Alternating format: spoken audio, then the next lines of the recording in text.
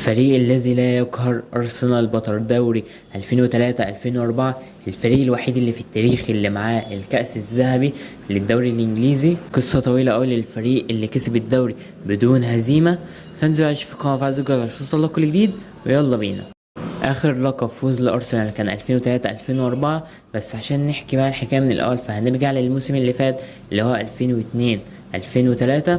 أرسنال دخل الدوري وهو حامل اللقب وعايز يحافظ عليه، واليونايتد عايز يرجع الدوري ليه تاني. وفي الجولة 24 هنري بيسجل هاتريك قدام وست هام وبيتصدروا الدوري على حساب مانشستر يونايتد، ويبقى الفارق 5 نقط، وبيحافظوا على الفارق ده لحد الجولة 29 عشان تيجي الجولة 30 وأرسنال يتلقى الهزيمة.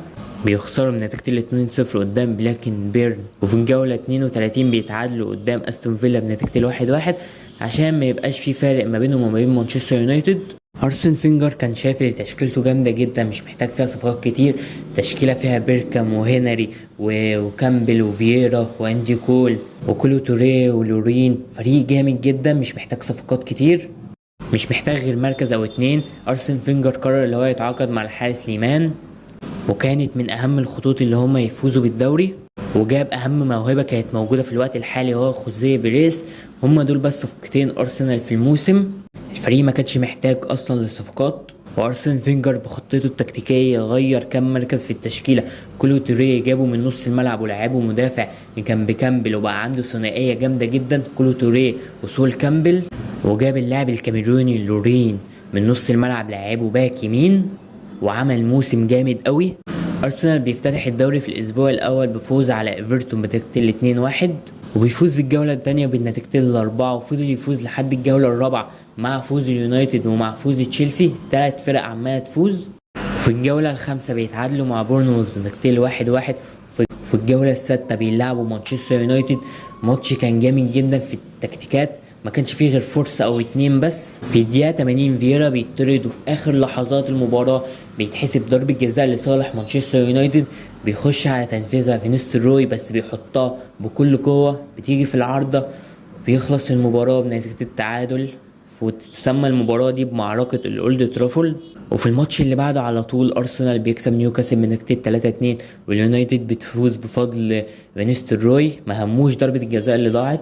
وبعديها بيكسب ليفربول في الأنفيلد بنتيجة 2-1، بس بعديها بيتعادل في ماتشين قدام بيرنجهام بنتيجة 1-1، تارلي تاون بنتيجة 1-1 برضه، وبيرجع يفوز على ليدز يونايتد بنتيجة 4-1. وفي ديربي لندن قدام توتنهام بيعمل ريمونتادا وبيكسب 2-1.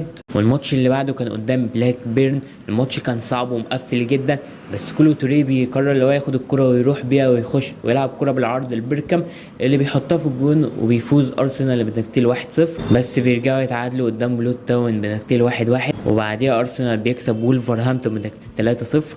وفي اخر مباراة في 2003 بيقدروا اللي هم يفوزوا بفوز صعب جدا على ساوثهامبتون بنتيجة 1-0. خلصت ماتشات الذهاب، ارسنال ما خسرش بس في نفس الوقت ما بهرش الجميع، يعني كل شويه يكسب بس بيتعادل. وبرده كان متصدر الدوري ساعتها مانشستر يونايتد وهم في المركز الثاني، وتشيلسي كان في المركز الثالث. في بدايه 2004 ارسنال بيلاعب ايفرتون بيتعادلوا معاهم بنتيجه 1-1، ويبقى الفرق ما بينه وما بين مانشستر يونايتد 3 نقط. وبعدين بيكسب 4-1 في مباراة مهمة كانت من أسباب فوز أرسنال بالدوري، هي خسارة مانشستر يونايتد قدام وولفرهامبتون بنتيجة 1-0. كده أرسنال بيتصدر الدوري ومنزلش من ساعتها، وبيفوز على استون فيلا بنتيجة 2-0 بهدفين هنري. وبفضل هنري برضو فوز على السيتي بصاروخية بنتيجة 2-1. وارسنال مازال في المركز الاول وبيفوز على وولفرهامبتون بنتيجة 3-1، وبعديها هنري بيسجل في ساوثهامبتون وبيفوزوا بنتيجة 2-0. وفي الجولة 26 كانت الجولة الحقيقية لتحقيق ارسنال للقب.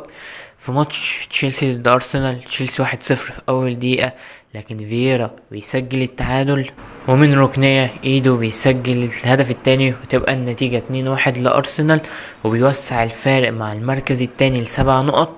وفي الجولة 27 يونايتد بيتعثر وتشيلسي هو اللي بيطلع للمركز التاني. في الجولة 29 فوز على بولتون، وبعد كده جولة مانشستر يونايتد. مباراة كانت هادية خالص مرضية للجميع، انتهى بنتيجة التعادل 1-1. وبعد كده ارسنال بيتعادل مع بورنموث، وبعد كده واحدة من اهم مباريات هنري هاتريك في ليفربول. اخر ماتش ليستر لازم يكسب الماتش ده عشان ما يهبطش. ارسنال عايز يكسب الماتش ده عشان يحقق الدوري لا هزيمة. الشوط الاول بيبدأ ليستر الاقوى، ليستر الاحسن، ليستر الاحمس، واللي هم اللي عايزين يكسبوا، ليستر اللي متقدم كمان. وبيخلص الشوط الاول 1-0. بس ينزلوا لعيبة ارسنال في الشوط التاني يسجلوا التعادل ويسجلوا هدف التقدم عن طريق هنري وفييرا، ويفوزوا بلقب الدوري اللا هزيمة. وبس كده، دي كانت قصة أرسنال مع الدوري اللا هزيمة، الدرع الذهبي الوحيد وآخر لقب ليهم. متنساش لو عجبتك تشوف قناة فازي كده، تشوف كل جديد، والسنة اللي فاتت جاية كتير، والسلام.